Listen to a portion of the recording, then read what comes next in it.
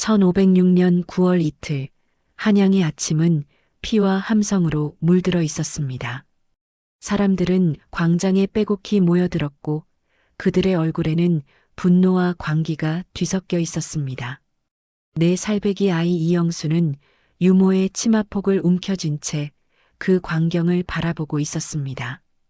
아이의 눈에는 이해할 수 없는 공포만이 가득했습니다. 유모, 저 사람들이 왜 저렇게 소리를 지르는 거예요? 유모는 떨리는 손으로 영수의 얼굴을 자신의 품에 파묻었습니다. 하지만 이미 늦었습니다. 아이는 보았습니다. 하얀 옷을 입은 여인이 끌려가는 모습을, 사람들이 돌을 던지는 모습을, 그리고 그 여인의 얼굴에서 흐르는 피를 말입니다. 보지 마세요, 아씨. 절대 보시면 안 됩니다.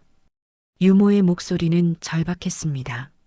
하지만 영수의 귓가에는 군중의 외침이 더 크게 들려왔습니다. 요망한 계집, 나라를 말아먹은 년, 저 천한 것이 감히 왕의 총애를 받았다니. 죽여라, 죽여. 영수는 그 여인이 누구인지 알고 있었습니다. 아니, 알고 있었다고 생각했습니다. 그분은 어마마마였습니다. 따뜻한 품으로 자신을 안아주시던 분, 부드러운 목소리로 자장가를 불러주시던 분이었습니다. 그런데 왜 사람들은 그분에게 돌을 던지는 걸까요? 왜 그분은 하얀 옷을 입고 저렇게 끌려가시는 걸까요? 돌 하나가 날아와 장록수의 이마를 강타했습니다. 피가 흘러내렸습니다. 하지만 그녀는 고개를 숙이지 않았습니다. 오히려 고개를 들어 하늘을 바라보았습니다. 그녀의 입술이 움직이는 것이 보였지만 무슨 말을 하는지는 들리지 않았습니다. 아마도 기도였을 것입니다. 아니면 저주였을지도 모릅니다. 어마마마. 영수의 입에서 작은 소리가 흘러나왔습니다. 유모는 더욱 세게 아이를 껴안았습니다. 칼이 번쩍였습니다. 영수의 작은 손에 무언가 따뜻한 것이 튀었습니다. 아이는 자신의 손을 내려다보았습니다. 붉은 액체가 손등을 적시고 있었습니다. 영수는 그것이 무엇인지 몰랐습니다. 아니, 알고 싶지 않았습니다. 손이 떨렸습니다. 온몸이 떨렸습니다. 아씨, 이제 가야 합니다. 어서요. 유모는 영수를 안아들고 뛰기 시작했습니다. 사람들은 여전히 환호하고 있었습니다.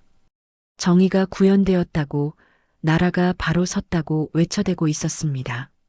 하지만 영수의 귀에는 그 모든 소리가 괴물의 울음소리처럼 들렸습니다. 유모의 품에 안긴 채 흔들리는 씨앗 속에서 영수는 보았습니다. 땅바닥에 떨어진 붉은 것을, 사람들이 밟고 지나가는 것을 말입니다. 아이는 비명을 지르고 싶었지만 목소리가 나오지 않았습니다. 그저 유모의 옷깃을 움켜쥔 채 떨고 있을 뿐이었습니다. 한양의 거리는 혼란스러웠습니다. 중종 반정이 성공했다는 소식에 온 백성이 들떠 있었습니다. 폭군 연산군이 쫓겨났고 새로운 왕이 즉위했습니다. 그리고 그 폭군의 총애를 받았던 천안 기생 장록수가 처형되었습니다. 사람들은 이것을 정의의 승리라고 불렀습니다. 하지만 아무도 궁금해하지 않았습니다. 그 여인의 딸은 어디 있는지를요. 유모는 영수를 데리고 골목골목을 헤매었습니다. 어디로 가야 할지 몰랐습니다. 장록수의 친척들은 이미 모두 숨어버렸습니다. 연자제의 공포가 한양을 뒤덮고 있었기 때문입니다. 누구도 역적의 가족을 숨겨주려 하지 않았습니다. 해가 지기 시작했습니다. 유모는 영수를 데리고 한 주막 앞에 멈춰 섰습니다. 아이는 오랜 시간 아무것도 먹지 못했습니다. 작은 얼굴은 창백했고 입술은 바짝 말라 있었습니다. 잠깐만 기다리세요, 아씨. 유모가 뭐라도 구해올게요. 유모는 영수를 골목 구석에 앉혀두고 주막으로 들어갔습니다. 하지만 주막 주인은 고개를 저었습니다. 돈도 없으면서 무슨 음식을 달라는 거요? 제발입니다. 아이가 굶주려 죽게 생겼습니다. 그게 나와 무슨 상관이오? 여기서 썩 나가시오. 유모가 주막에서 쫓겨나 나오자 영수는 고개를 들어 유모를 바라보았습니다. 아이의 눈에는 눈물이 가득했지만 울지는 않았습니다. 내 살배기 아이치고는 너무나 조용했습니다. 밤이 깊어갔습니다. 유모는 영수를 안고 한패가로 들어갔습니다. 지붕은 반쯤 무너져 있었고 벽에는 큰 구멍이 뚫려 있었습니다. 하지만 비바람을 피할 수 있는 곳이 필요했습니다. 아씨, 잠시 여기서 쉬어야 할 것 같습니다. 유모는 자신의 저고리를 벗어 영수에게 덮어주었습니다. 아이는 여전히 아무 말도 하지 않았습니다. 그저 유모의 품에 안긴 채 텅 빈 눈으로 어둠을 응시하고 있을 뿐이었습니다. 불과 하루 전만 해도 모든 것이 달랐습니다. 영수는 비단 옷을 입고 궁궐 정원을 뛰어다니고 있었습니다. 나비를 쫓아가며 웃고 꽃을 꺾어 어마맞게 들이고 아바마마의 품에 안겨 재롱을 부렸습니다. 아가, 이리 오너라. 연산군은 딸을 무릎에 앉히고 부드럽게 말했습니다. 영수는 아버지의 품이 세상에서 가장 안전한 곳이라고 믿었습니다. 아버지의 손은 크고 따뜻했고 아버지의 목소리는 언제나 다정했습니다. 아바마마, 저 꽃 예쁘지요? 그렇구나. 우리 영수가 꺾어온 꽃이니 당연히 예쁘지. 장록수는 그 모습을 바라보며 미소 지었습니다. 그녀는 딸이 이 평화가 영원하기를 바랐습니다. 하지만 마음 한구석에는 불안이 자리 잡고 있었습니다. 궁궐의 공기는 날이 갈수록 차가워지고 있었고 신하들의 눈빛은 점점 더 적대적으로 변해가고 있었습니다. 하지만 그녀는 딸 앞에서 그런 내색을 하지 않았습니다. 영수만큼은 행복하기를 바랐습니다.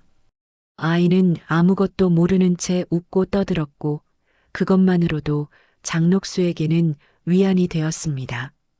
어마마마 배고파요. 그래. 그럼 유모를 불러 맛있는 것을 가져오라고 하마. 영수는 고개를 끄덕이며 뛰어나갔습니다. 장록수는 딸의 뒷모습을 바라보다가 문득 눈시울이 뜨거워졌습니다. 알 수 없는 예감이 가슴을 짓눌렀습니다. 그것이 마지막 평화로운 순간이었습니다. 다음 날 새벽 궁궐에 군사들이 들이닥쳤습니다. 반정이었습니다. 연산군은 왕위에서 쫓겨났고 장록수는 체포되었습니다. 영수는 유모의 품에 안긴 채 어마마마가 끌려가는 것을 보았습니다. 어마마, 어마마. 아이는 손을 뻗었지만 장록수는 뒤돌아보지 않았습니다. 아니, 뒤돌아볼 수 없었습니다. 군사들이 그녀를 거칠게 끌고 갔고 그녀는 비틀거리며 걸어가야 했습니다. 영수야. 장록수의 입에서 작은 신음이 새어나왔지만 딸에게는 들리지 않았습니다. 중종은 왕위에 올랐지만 편안하지 않았습니다. 반정의 성공은 기쁨보다는 무거운 책임을 가져다 주었습니다. 그는 왕좌에 앉아 신하들의 보고를 듣고 있었습니다. 전하, 역적 장록수는 이미 처형되었고 연산의 후궁들도 모두 처리하였습니다. 그래 수고했다. 중종은 고개를 끄덕였지만 표정은 어두웠습니다. 그는 손으로 이마를 짚었습니다. 머릿속이 복잡했습니다. 그런데 전하, 무엇이냐? 장록수의 딸이 아직 살아 있습니다. 중종은 손을 멈췄습니다. 그의 눈빛이 날카로워졌습니다. 딸이라고 했느냐? 그렇습니다, 전하. 내 살배기 여자아이입니다. 신하들은 중종의 반응을 살폈습니다. 어떤 이들은 아이도 함께 처형해야 한다고 주장할 준비를 하고 있었고 어떤 이들은 침묵을 지키고 있었습니다. 중종은 긴 한숨을 내쉬었습니다. 여자아이라. 전하, 역적의 씨는 남겨두어서는 안 됩니다. 한 신하가 앞으로 나서며 말했습니다. 하지만 중종은 손을 들어 그를 제지했습니다. 내 살배기 아이가 무슨 위협이 되겠느냐? 하오나 저나 후안을 남겨서는 충분하다. 중종의 목소리는 단호했습니다. 그는 왕좌에 깊이 몸을 기댔습니다. 사실 그는 알고 있었습니다. 그 아이를 죽이는 것은 정치적으로 안전한 선택이라는 것을요. 하지만 동시에 그는 알고 있었습니다. 죄 없는 아이를 죽이는 것은 자신의 양심을 영원히 짓밟는 일이라는 것을요. 아이는 내버려 두어라. 다만 궁 밖으로 내쫓고 왕족의 신분을 박탈하라. 전하, 더 이상 말하지 마라. 이것이 과인의 뜻이다. 신하들은 더 이상 아무 말도 하지 못했습니다. 중종은 고개를 돌려 창밖을 바라보았습니다. 그의 마음속에는 죄책감과 안도감이 뒤섞여 있었습니다. 살려는 주었지만 그것이 과연 자비였을까요? 아니면 또 다른 형태의 잔혹함이었을까요? 영수는 궁녀들에게 둘러싸여 있었습니다. 그들은 아이의 비단옷을 벗기고 거친 베옷을 입혔습니다. 영수는 겁에 질려 떨고 있었습니다. 어마마는 어디 있어요? 아바마마는요? 아무도 대답하지 않았습니다. 궁녀들은 그저 묵묵히 자신들의 일을 해낼 뿐이었습니다.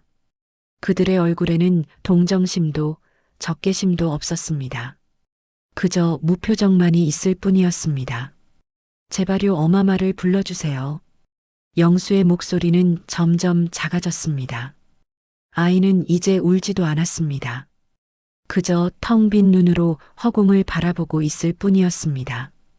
옷을 다 갈아입히자 궁녀 하나가 영수의 손을 잡았습니다. 가자꾸나. 어디로요? 궁 밖이다. 영수는 그 말의 의미를 이해하지 못했습니다. 궁 밖이라니요. 자신은 궁에서 사는 아이인데 왜 밖으로 나가야 하는 걸까요? 궁문이 열렸습니다. 유모가 영수의 손을 잡고 밖으로 나왔습니다. 문지기들은 차갑게 그들을 바라보았습니다. 한 문지기가 침을 뱉었습니다. 역적의 딸이라니 저런 것도 살려보내는구나. 쉿, 입 조심해라. 전하의 뜻이시다. 영수는 뒤를 돌아보았습니다. 거대한 궁궐이 점점 멀어지고 있었습니다. 저 안에는 어마마마도 아바마마도 없었습니다. 이제 세상에는 자신과 유모만이 남았습니다. 해가 지고 있었습니다. 붉은 노을이 하늘을 물들였습니다. 영수는 그 붉은색이 어제 본 피의 색깔과 같다고 생각했습니다. 아이의 손이 유모의 손을 더욱 세게 움켜쥐었습니다. 유모. 예, 아씨. 우리 어디로 가는 거예요? 유모는 대답하지 못했습니다. 사실 그녀도 몰랐습니다. 어디로 가야 할지, 무엇을 해야 할지 말입니다. 그저 살아남아야 한다는 것만이 확실했습니다. 일단 어디든 가야 합니다. 여기 서 있을 수는 없으니까요. 유모는 영수를 이끌고 걷기 시작했습니다. 저녁거리는 사람들로 붐볐습니다. 장사꾼들이 물건을 팔고 아이들이 뛰어놀고 부부가 다투고 노인이 한숨을 쉬었습니다. 평범한 사람들의 평범한 삶이 거기 있었습니다. 하지만 영수와 유모에게는 그 평범함이 낯설고 무서웠습니다. 그들은 지금껏 궁궐 안에서만 살았습니다. 바깥 세상은 그들에게 미지의 영역이었습니다. 유모, 배고파요.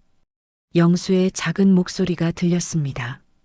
유모는 가슴이 찢어지는 것 같았습니다. 하지만 그녀에게는 아이에게 먹일 것이 아무것도 없었습니다. 조금만 참으세요, 아씨. 유모가 뭐라도 구해올게요. 유모는 주변을 둘러보았습니다. 저기 주막이 보였습니다. 그녀는 영수를 골목에 앉혀두고 주막으로 향했습니다. 주인장, 제발 좀 도와주십시오. 아이가 굶주려 죽게 생겼습니다. 하지만 주막 주인은 냉정했습니다. 돈 없으면 나가시오. 여기는 자선단체가 아니오. 제발입니다. 나가지 못할까? 유모는 쫓겨났습니다. 그녀는 다른 곳으로 가보았지만 결과는 마찬가지였습니다. 아무도 도와주지 않았습니다. 며칠이 지났습니다. 유모와 영수는 거리를 떠돌았습니다. 그들이 역적의 가족이라는 소문은 빠르게 퍼졌습니다. 사람들은 그들을 피했고 어떤 이들은 돌을 던졌습니다. 저것들이 장록수의 식구들이라더라. 저런 것들이 아직도 살아있다니. 돌 하나가 날아와 영수의 이마를 맞췄습니다. 아이는 비틀거렸지만 쓰러지지 않았습니다. 피가 흘러내렸습니다. 아씨, 유모는 영수를 끌어안고 막아섰습니다. 돌들이 계속 날아왔습니다. 유모의 등에, 어깨에, 머리에 돌이 부딪혔습니다. 하지만 그녀는 영수를 놓지 않았습니다. 그만두시오. 이 아이가 무슨 죄가 있단 말이오. 역적의 피를 이은 것이 죄지. 썩 꺼지지 못할까? 유모는 영수를 안고 도망쳤습니다. 사람들의 웃음소리와 조롱이 뒤에서 들려왔습니다. 골목 구석에 숨어 유모는 영수의 상처를 닦아주었습니다. 아이의 이마에서 피가 계속 흘렀습니다. 유모는 자신의 치마를 찢어 상처를 감쌌습니다. 아파요, 유모. 알아요, 아씨. 조금만 참으세요. 영수는 울지 않았습니다. 4살짜리 아이가 울지 않는 것은 비정상이었습니다. 하지만 영수는 이미 우는 법을 잊어버린 것 같았습니다. 밤이 되었습니다. 그들은 시장 구석에 웅크리고 앉았습니다. 추웠습니다. 배가 고팠습니다. 하지만 무엇보다도 무서웠습니다. 유모는 영수를 품에 안았습니다. 아이의 몸은 차갑고 가벼웠습니다. 너무 오랫동안 제대로 먹지 못했기 때문입니다. 아씨, 잠들어요. 유모가 지키고 있을게요. 영수는 고개를 끄덕였습니다. 하지만 잠들지 못했습니다. 눈을 감으면 어마마마가 끌려가던 장면이, 피가 튀던 장면이 떠올랐습니다. 달빛이 그들을 비췄습니다. 시장은 텅 비어 있었고 바람만이 쓸쓸히 불었습니다. 어디선가 개 짖는 소리가 들렸습니다. 유모는 하늘을 올려다보았습니다. 별이 총총했습니다. 그녀는 생각했습니다. 저 별들은 얼마나 평화로울까? 저 별들은 이 땅의 비극을 알고 있을까? 부처님, 제발 이 아이만은 지켜주소서. 유모는 속으로 기도했습니다. 그녀는 불심이 깊은 사람은 아니었지만 지금은 기댈 곳이 신밖에 없었습니다. 날이 밝았습니다. 유모는 영수를 데리고 다시 거리로 나섰습니다. 이번에는 물을 길어다 팔기로 했습니다. 우물에서 물을 길어 부잣집에 팔면 약간의 돈을 벌 수 있었습니다. 아씨는 여기 앉아 계세요. 유모가 다녀올게요. 영수는 고개를 끄덕였습니다. 유모는 물동이를 이고 우물로 향했습니다. 혼자 남겨진 영수는 주변을 둘러보았습니다. 아이들이 뛰어놀고 있었습니다. 그들은 웃고 떠들며 술래잡기를 하고 있었습니다. 영수는 그들을 바라보았습니다.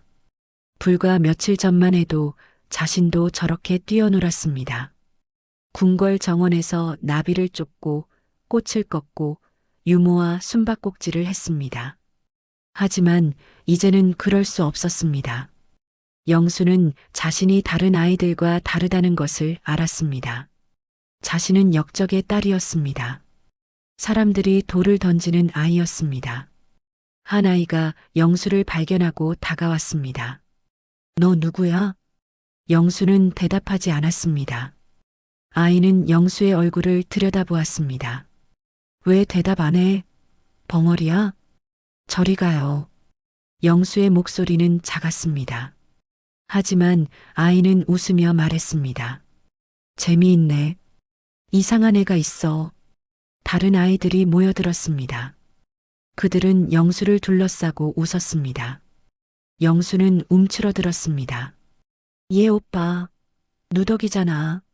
냄새도 나. 아이들은 손가락질을 했습니다. 영수는 고개를 숙였습니다. 눈물이 나올 것 같았지만 참았습니다. 그때 한 아이가 영수를 밀었습니다. 영수는 뒤로 넘어졌습니다. 땅바닥에 부딪히며 손바닥이 까졌습니다. 하하, 잘 넘어지네. 아이들은 웃으며 뛰어갔습니다. 영수는 땅바닥에 앉은 채 자신의 손바닥을 바라보았습니다. 피가 조금 났습니다. 하지만 영수는 울지 않았습니다. 유모가 돌아왔을 때 영수는 여전히 그 자리에 앉아 있었습니다. 아씨, 무슨 일이에요? 손이 왜 이래요? 유모는 놀라서 물었습니다.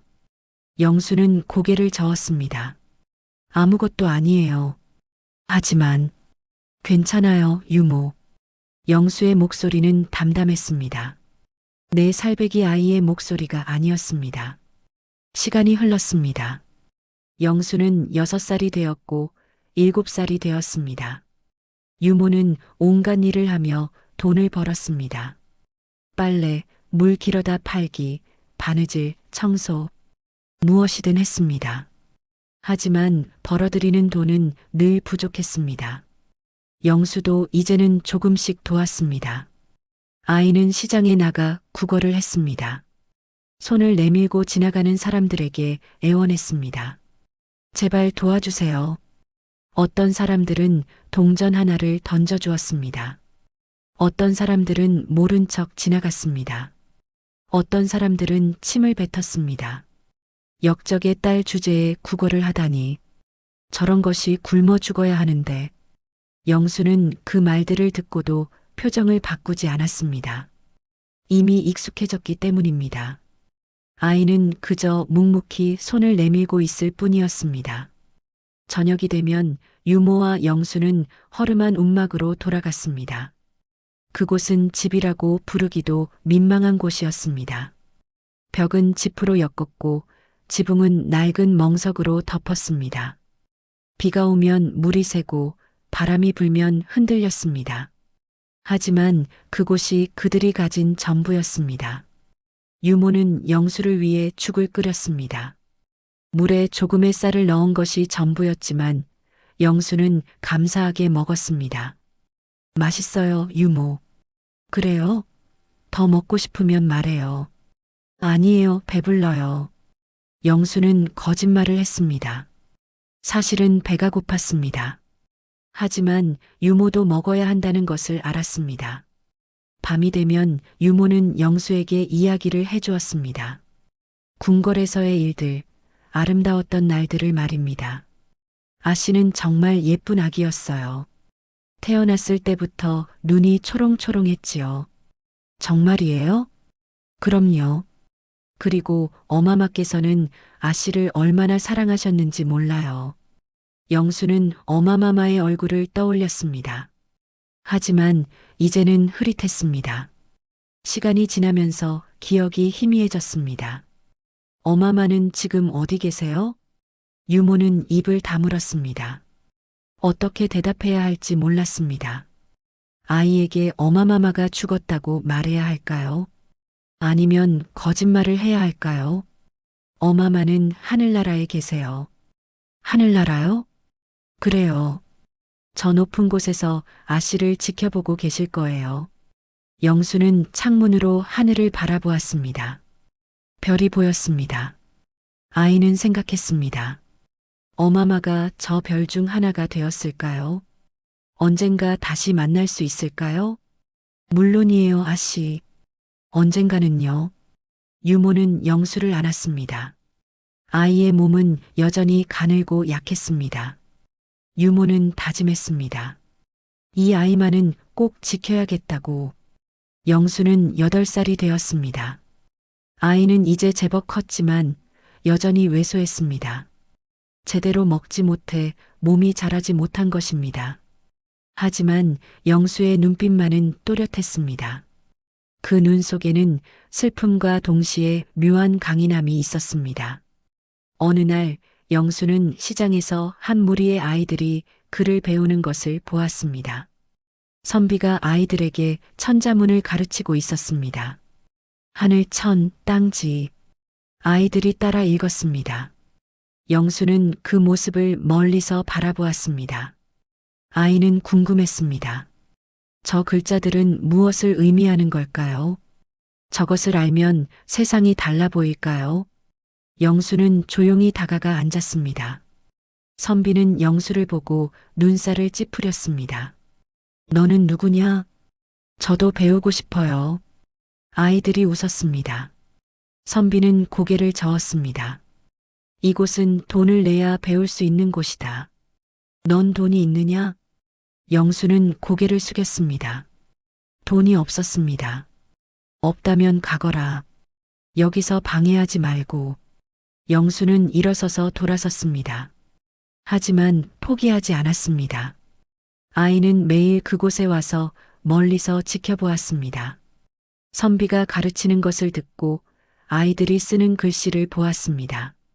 그리고 집에 돌아와서는 땅바닥에 나뭇가지로 글자를 썼습니다.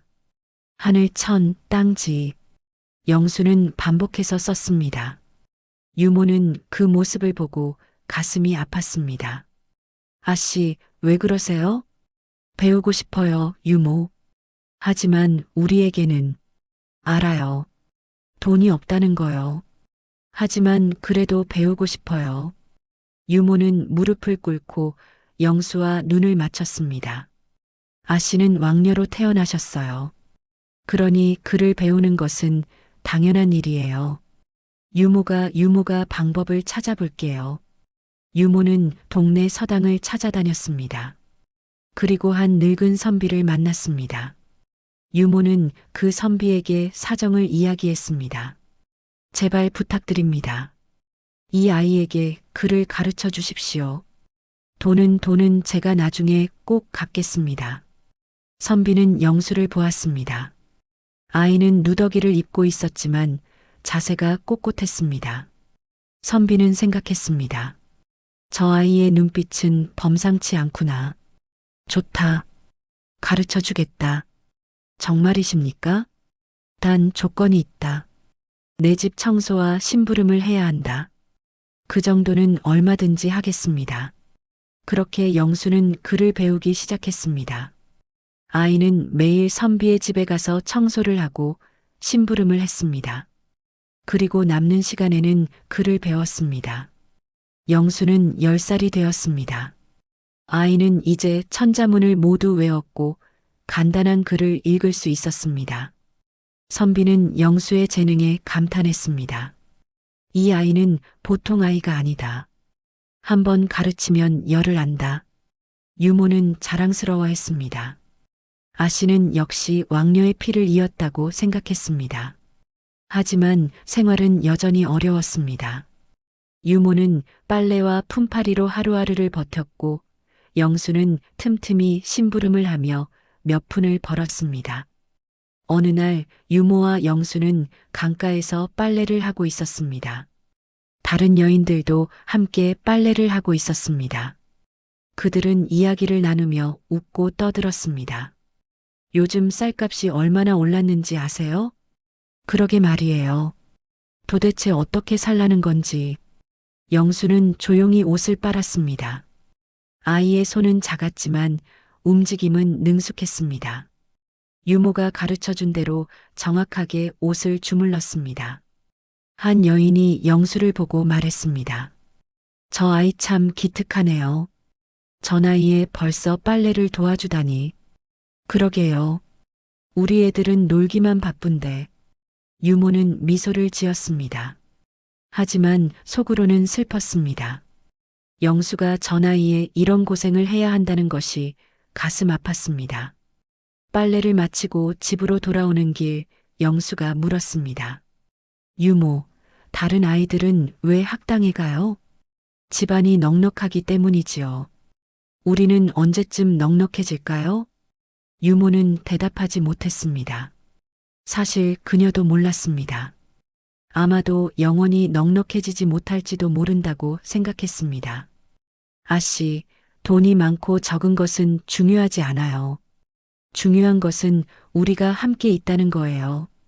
영수는 고개를 끄덕였습니다. 아이는 유모의 손을 꼭 잡았습니다. 밤이 되면 영수는 등잔불을 켜고 글을 읽었습니다. 선비에게서 빌려온 책을 소리내어 읽었습니다. 유모는 바느질을 하며 그 소리를 들었습니다. 영수의 목소리는 또렷했습니다. 아이는 한 글자 한 글자 정성스럽게 읽어 내려갔습니다. 유모는 문득 눈물이 났습니다. 이 아이가 궁궐에 있었다면 최고의 선생들에게 배웠을 것입니다. 비단 옷을 입고 맛있는 음식을 먹고 편안한 방에서 잤을 것입니다. 하지만 지금 이 아이는 누더기를 입고 죽으로 끼니를 때우고 차가운 바닥에서 잠들고 있습니다. 유모, 왜 우세요? 영수가 고개를 들어 물었습니다. 유모는 재빨리 눈물을 닦았습니다. 아니에요, 아씨. 그냥 눈에 먼지가 들어가서요. 영수는 일어나 유모에게 다가왔습니다. 아이는 유모의 손을 잡았습니다. 유모, 저는 괜찮아요. 정말이에요. 아씨, 우리에게는 서로가 있잖아요. 그것만으로도 충분해요. 유모는 영수를 껴안았습니다. 이 작은 아이가 얼마나 강한지, 얼마나 성숙한지 새삼 느꼈습니다. 영수는 12살이 되었습니다. 이제 소녀라고 불러도 좋을 나이였습니다. 영수는 여전히 왜소했지만 얼굴은 점점 아름다워지고 있었습니다. 엄마를 닮았는지 눈이 크고 코가 오똑했습니다. 유모는 영수에게 여러 가지를 가르쳤습니다. 바느질, 요리, 그리고 예절이었습니다. 아씨, 앉을 때는 이렇게 무릎을 모으고 앉으세요. 이렇게요? 그래요, 잘하셨어요. 그리고 어른께 인사드릴 때는 허리를 깊이 숙여야 해요. 영수는 유모의 가르침을 따랐습니다. 비록 지금은 천민의 신분이지만 유모는 영수가 왕녀로서의 품격을 잃지 않기를 바랐습니다. 왜 이런 걸 배워야 해요, 유모? 언젠가 필요할 날이 올 거예요. 하지만 저는 그냥 평범하게 살고 싶어요. 유모는 영수의 얼굴을 쓰다듬었습니다. 아씨는 평범하게 태어나지 않으셨어요. 그러니 평범하게 살 수도 없어요. 영수는 그 말의 의미를 완전히 이해하지 못했습니다. 하지만 고개를 끄덕였습니다. 영수는 14살이 되었습니다. 이제 완연한 소녀였습니다. 영수는 시장을 걸을 때면 사람들의 시선을 느꼈습니다. 남자들이 자신을 힐끗힐끗 쳐다보았습니다. 유모는 불안했습니다. 영수가 아름다워질수록 위험도 커졌습니다. 이 험한 세상에서 가난하고 아름다운 소녀는 쉬운 표적이었습니다. 아씨, 밖에 나갈 때는 꼭 저와 함께 다니세요. 혼자 다니면 안 됩니다. 알겠어요, 유모. 하지만 어느 날 영수는 혼자 나가게 되었습니다. 유모가 아파 누워 있었기 때문입니다. 영수는 약을 구하러 가야 했습니다. 아씨, 위험해요. 유모가 조금 있다가 일어나서 갈게요. 안 돼요, 유모. 열이 너무 높아요. 빨리 약을 먹으셔야 해요. 영수는 유모를 이불로 덮어주고 밖으로 나갔습니다. 거리는 붐볐습니다. 영수는 고개를 숙이고 빠르게 걸었습니다. 약방에 도착해 약을 사고 나오는데 한 무리의 젊은이들이 영수를 가로막았습니다. 어디 가는 길이냐, 처자? 영수는 대답하지 않고 지나가려 했습니다. 하지만 그들이 길을 막았습니다. 무례하게 구는구나. 어른이 물어보면 대답을 해야지. 비켜주세요. 영수의 목소리는 차가웠습니다. 젊은이들은 웃었습니다. 이거 봐라. 제법 기가 세네. 그중 하나가 영수의 팔을 잡으려 했습니다. 영수는 재빨리 몸을 피했습니다. 손대지 마세요. 영수의 눈빛이 날카로웠습니다. 젊은이들은 잠시 주춤했습니다. 그 눈빛에는 보통 계집아이에게서는 볼 수 없는 기품이 있었습니다. 재미없군. 그들은 중얼거리며 떠났습니다. 영수는 한숨을 쉬고 집으로 향했습니다. 집에 도착하자 유모가 걱정스러운 얼굴로 기다리고 있었습니다. 아씨, 무슨 일 없으셨어요? 괜찮아요, 유모. 자, 약 드세요. 영수는 약을 다려 유모에게 먹였습니다. 유모는 영수의 손을 잡았습니다. 아씨는 정말 강한 아이예요. 유모가 가르쳐 주셨잖아요. 세상은 험하니 스스로를 지킬 줄 알아야 한다고요. 유모는 미소 지었습니다. 그리고 동시에 슬펐습니다. 이 아이가 이렇게 강해져야 하는 현실이 안타까웠습니다. 영수는 15살이 되었습니다. 그리고 그해 겨울, 유모가 쓰러졌습니다. 추운 날씨에 강가에서 빨래를 하다가 몸이 얼어붙은 것입니다. 유모, 유모. 영수는 쓰러진 유모를 부축했습니다. 유모의 몸은 불처럼 뜨거웠습니다. 의원을 불러야 해요. 하지만 의원을 부를 돈이 없었습니다.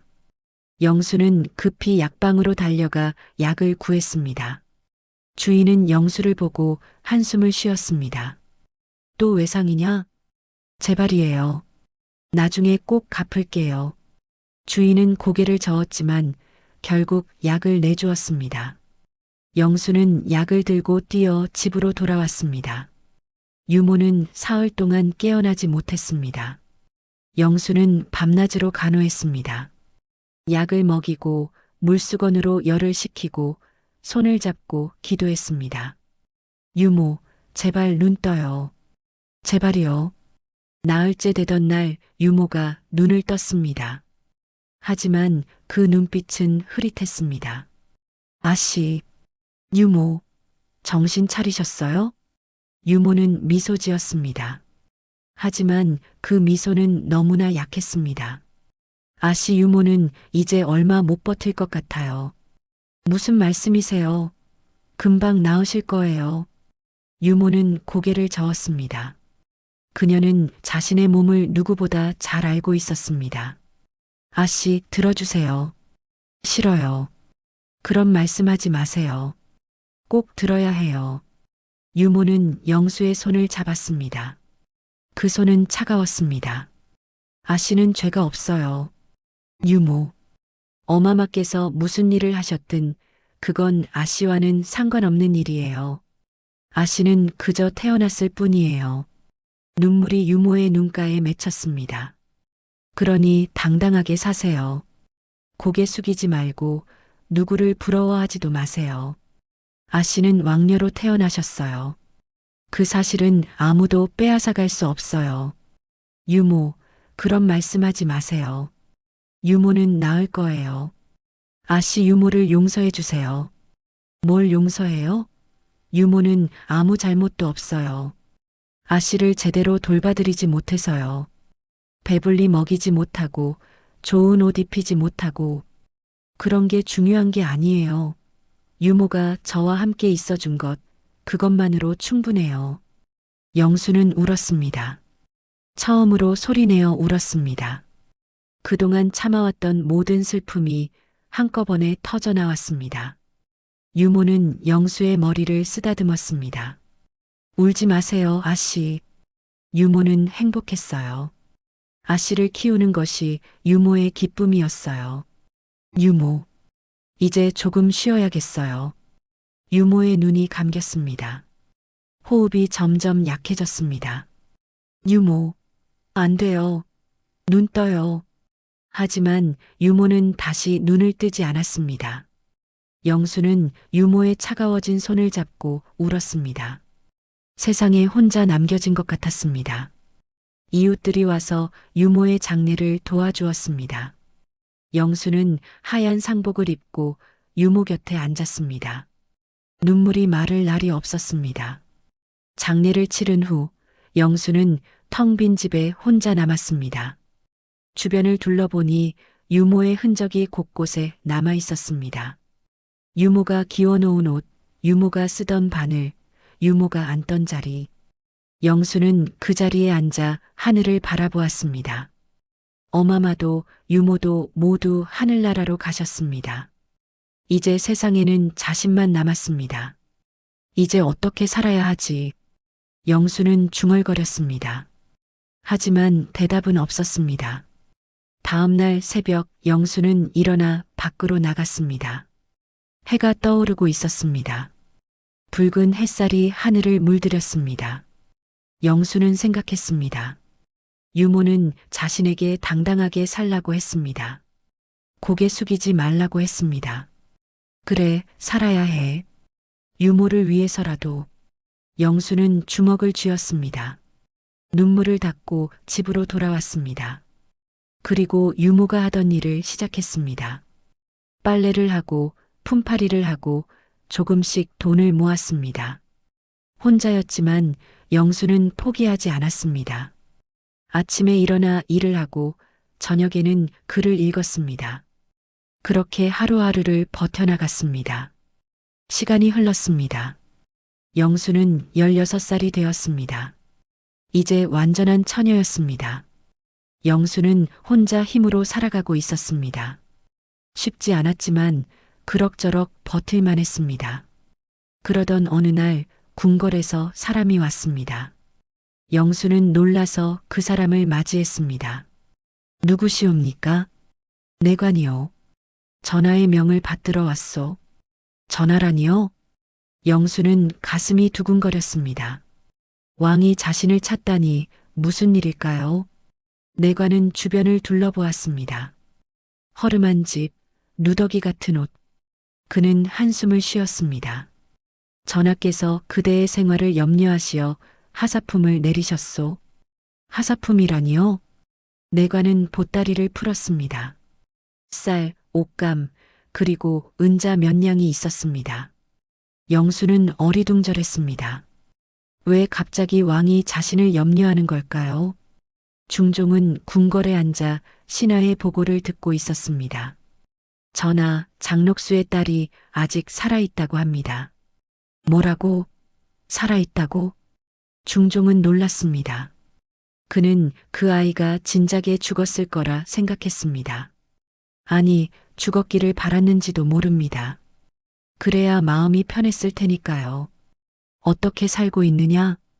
매우 비참하게 살고 있다고 합니다. 혼자 품팔이를 하며 겨우겨우 연명하고 있다 하옵니다. 중종은 고개를 숙였습니다. 가슴이 무거웠습니다. 그는 그 아이를 살려주었지만 그것이 과연 자비였을까요? 차라리 죽는 것이 더 나았을지도 모른다는 생각이 들었습니다. 집 한 채를 마련해주고 노비 둘을 붙여주어라. 전하, 그것이 과연 과인의 명이다. 신하들은 더 이상 말하지 못했습니다. 며칠 후 영수는 새로운 집으로 이사했습니다. 작지만 단정한 집이었습니다. 그리고 노비 2명이 함께 왔습니다. 남자종 하나와 여자종 하나였습니다. 주인마님, 분부만 내리십시오. 영수는 어색했습니다. 누군가를 부리는 것이 익숙하지 않았습니다. 아니, 예전에는 익숙했지만 지금은 아니었습니다. 그냥 편하게 지내요. 종들은 서로 눈을 마주쳤습니다. 이상한 주인을 만났다고 생각했습니다. 영수는 새 집에서 생활하기 시작했습니다. 처음으로 제대로 된 밥을 먹고 따뜻한 방에서 잠을 잤습니다. 하지만 마음은 편하지 않았습니다. 왜 갑자기 이런 것을 주시는 걸까? 영수는 의심스러웠습니다. 왕이 자신을 동정해서일까요? 아니면 다른 이유가 있는 걸까요? 밤이 되어 영수는 마당에 나가 달을 바라보았습니다. 달은 밝았습니다. 영수는 생각에 잠겼습니다. 유모, 저는 지금 잘하고 있는 건가요? 바람이 불었습니다. 나뭇잎이 흔들렸습니다. 영수는 그것이 유모의 대답인 것처럼 느껴졌습니다. 걱정하지 마세요, 유모. 저는 당당하게 살 거예요. 영수는 17살이 되었습니다. 새로운 환경에 적응하며 조금씩 안정을 찾아갔습니다. 하지만 여전히 밖으로 나갈 때는 조심스러웠습니다. 사람들의 시선이 두려웠고 자신이 누구인지 들킬까봐 불안했습니다. 어느 날 영수는 시장에 나갔습니다. 필요한 물건을 사기 위해서였습니다. 시장은 붐볐고 사람들은 저마다 바빴습니다. 영수가 채소를 고르고 있는데 누군가 뒤에서 부딪혔습니다. 아, 죄송합니다. 영수는 돌아보았습니다. 젊은 남자가 서 있었습니다. 20 남짓되어 보였고 선비의 옷을 입고 있었지만 옷감은 좋지 않았습니다. 얼굴은 단정했고 눈빛은 맑았습니다. 괜찮아요. 영수는 고개를 끄덕이고 돌아섰습니다. 하지만 남자가 다시 말을 걸었습니다. 혹시 떨어뜨린 것 아니신지요? 남자가 손에 든 놀이개를 내밀었습니다. 영수의 것이었습니다. 아, 감사합니다. 영수는 놀이개를 받았습니다. 두 사람의 손이 스쳤습니다. 순간 영수는 이상한 기분을 느꼈습니다. 따뜻함 같은 것이었습니다. 다행히 찾으셨네요. 남자는 미소 지었습니다. 그 미소는 진심 어린 것이었습니다. 네, 정말 감사합니다. 천만에요. 그럼 안녕히 가십시오. 남자는 허리를 숙이고 떠났습니다. 영수는 그 뒷모습을 바라보았습니다. 왠지 모르게 마음이 따뜻해졌습니다. 며칠 후 영수는 다시 시장에서 그 남자를 만났습니다. 이번에는 그가 책을 팔고 있었습니다. 저번에 그 남자도 영수를 알아보았습니다. 아, 놀이개 잃어버리셨던 분이시군요. 또 뵙네요. 우연이네요. 그러게요. 두 사람은 웃었습니다. 어색하지만 기분 좋은 웃음이었습니다. 책을 파시나 봐요? 네, 집안이 어려워서 몇 권 내놓았습니다. 그렇군요. 영수는 책들을 둘러보았습니다. 모두 좋은 책들이었습니다. 논어, 맹자, 시경. 많이 읽으셨나 봐요. 그냥 취미로 읽었습니다. 남자는 겸손하게 대답했습니다. 하지만 영수는 알 수 있었습니다. 이 남자는 단순히 취미로 읽은 것이 아니라 깊이 공부한 사람이라는 것을요. 혹시 이름이 어떻게 되세요? 영수가 물었습니다. 남자는 잠시 망설이다가 대답했습니다. 권한이라고 합니다. 권한 좋은 이름이네요. 과찬이십니다. 실례지만 아씨의 성함은 영수라고 해요. 영수 아름다운 이름이십니다. 두 사람은 다시 웃었습니다. 그날 이후로 영수는 종종 시장에서 권한을 만났습니다. 우연인지 필연인지 자주 마주쳤습니다. 어느 날 권한이 영수에게 제안했습니다. 혹시 시간이 되신다면 함께 산책이라도 하시겠습니까? 영수는 망설였습니다. 남자와 단둘이 걷는다는 것은 적절하지 않았습니다. 하지만 왠지 거절하고 싶지 않았습니다. 좋아요. 두 사람은 한양의 거리를 걸었습니다. 처음에는 어색했지만 점점 편해졌습니다. 권한은 재미있는 이야기를 많이 알고 있었고 영수는 그것을 듣는 것이 좋았습니다. 권 도령은 어떻게 그렇게 많이 아세요? 책을 많이 읽었으니까요. 책 속에는 온 세상이 들어 있습니다. 부럽네요. 저는 많이 배우지 못했어요. 그렇지 않으신 것 같은데요. 아씨의 말씀을 들어보면 교양이 깊으신 분 같습니다. 영수는 쓸쓸하게 웃었습니다. 예전에 조금 배웠어요. 하지만 오래전 일이에요. 권한은 더 묻지 않았습니다. 누구에게나 말하고 싶지 않은 과거가 있다는 것을 알았기 때문입니다.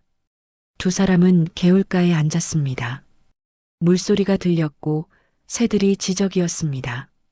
영수 아씨. 네. 혹시 외로우세요? 영수는 권한을 바라보았습니다. 그의 눈에는 진심 어린 관심이 있었습니다. 어떻게 아셨어요? 눈빛을 보면 알 수 있어요. 아씨는 항상 슬픈 표정을 하고 계세요. 영수는 고개를 숙였습니다. 외롭지 않다고 하면 거짓말이겠지요. 저도 외롭습니다. 권한의 목소리는 조용했습니다. 저는 서자예요. 아버지에게는 인정받지 못하고 세상에서는 천대받죠. 서자. 네. 그래서 아씨의 마음을 조금은 이해할 것 같아요. 우리는 둘 다 이 세상의 주변부에 있는 사람들이니까요.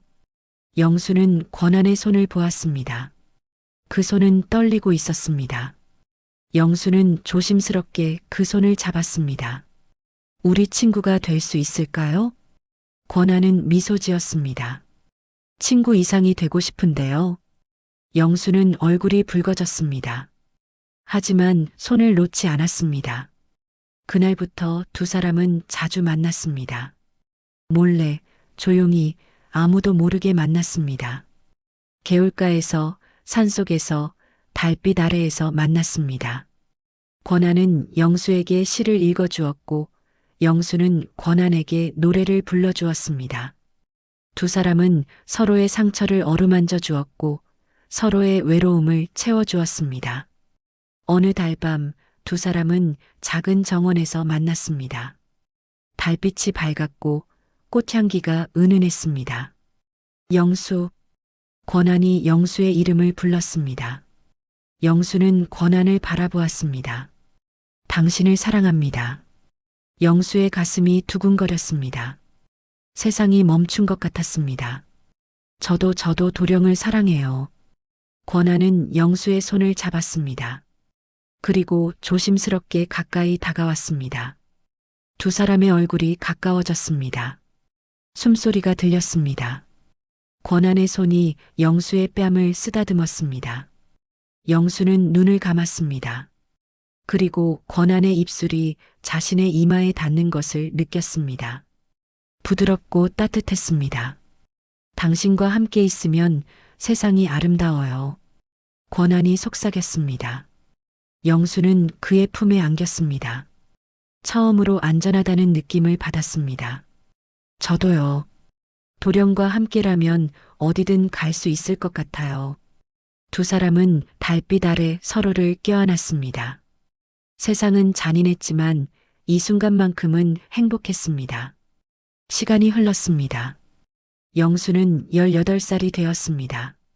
권한과의 사랑은 깊어졌고 두 사람은 함께하는 미래를 꿈꾸기 시작했습니다. 하지만 세상은 그들을 가만두지 않았습니다. 어느 날 영수와 권한이 함께 있는 것을 누군가 보았습니다. 소문은 빠르게 퍼졌습니다. 역적의 딸이 남자와 사통한다는 소문이었습니다. 동네 사람들이 몰려왔습니다. 저것들이 무슨 짓을 하는 거냐? 역적의 딸 주제에 감히. 영수와 권한은 손을 꼭 잡고 서 있었습니다. 우리는 사랑합니다. 그것이 무슨 죄입니까? 권한이 외쳤습니다. 하지만 사람들은 비웃었습니다. 서자와 역적의 딸이라니 참으로 어울리는 한 쌍이로다. 소문은 궁궐까지 들어갔습니다.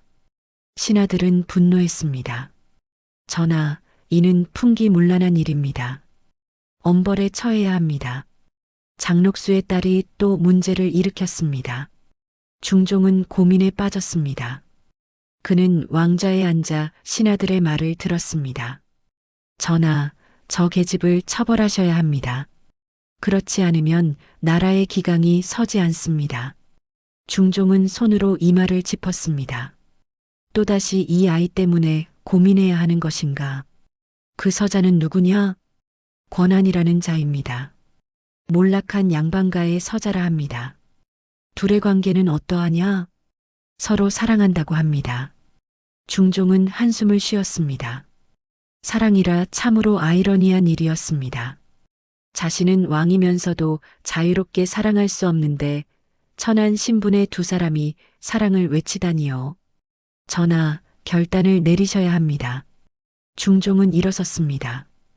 그의 눈빛은 단호했습니다. 과인이 생각할 시간을 주어라. 며칠 동안 중종은 고민했습니다.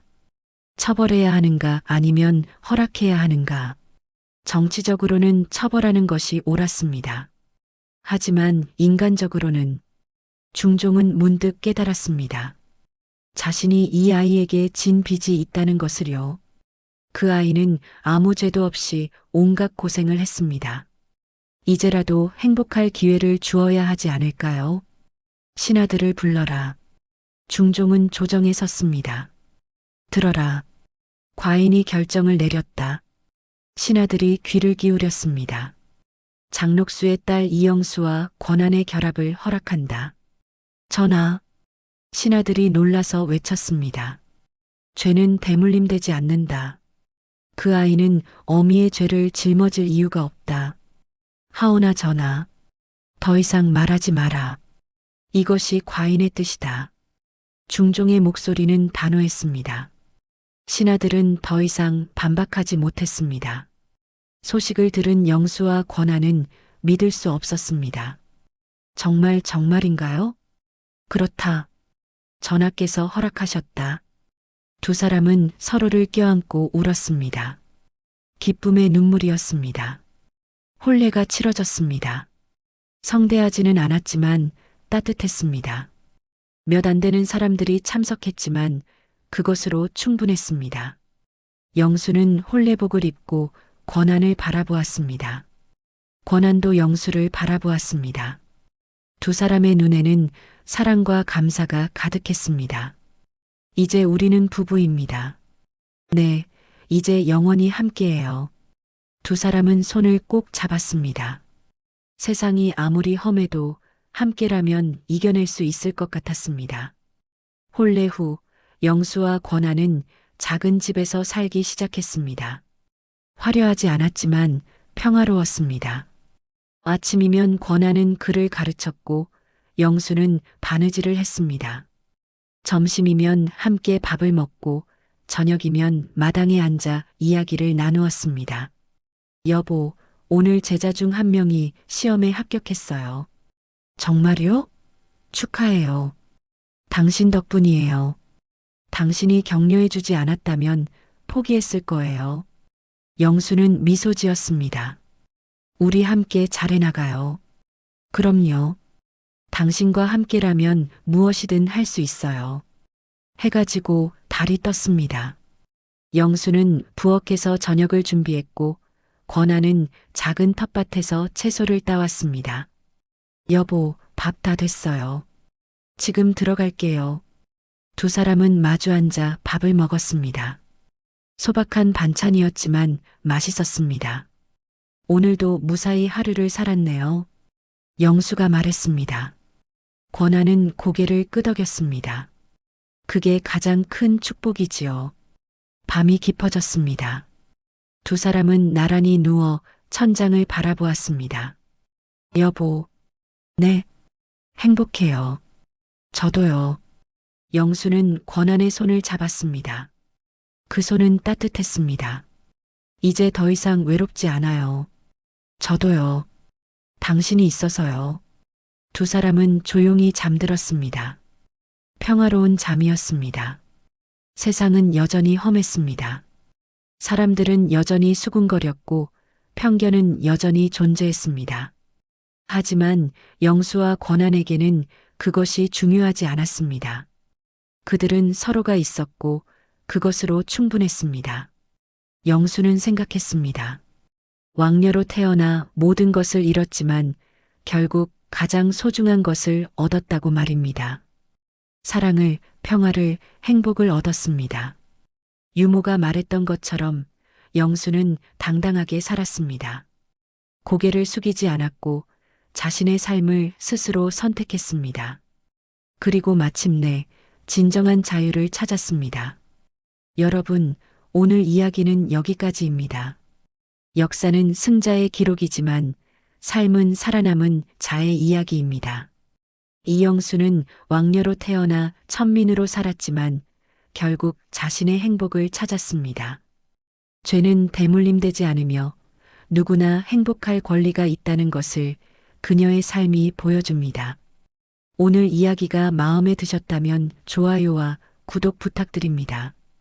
여러분의 응원이 저희에게 큰 힘이 됩니다. 다음에도 더 흥미로운 한국사 이야기로 찾아뵙겠습니다. 감사합니다.